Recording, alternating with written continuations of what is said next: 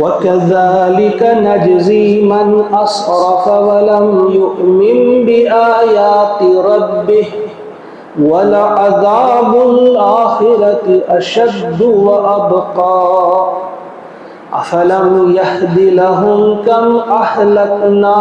قبلهم من القرون يمشون في مساكنهم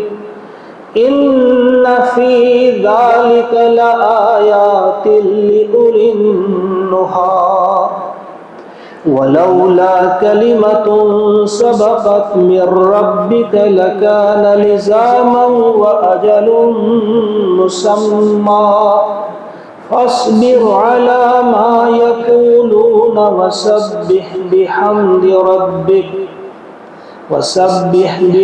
ربك قبل طلوع الشمس وقبل غروبها ومن آناء الليل فسبح وأطراف النهار لعلك ترضى صدق الله العظيم اللهم نور قلوبنا بنور القرآن وزين أخلاقنا بزينة القرآن واملأ صدورنا بروح القرآن ربنا تقبل منا إنك أنت السميع العليم آمين.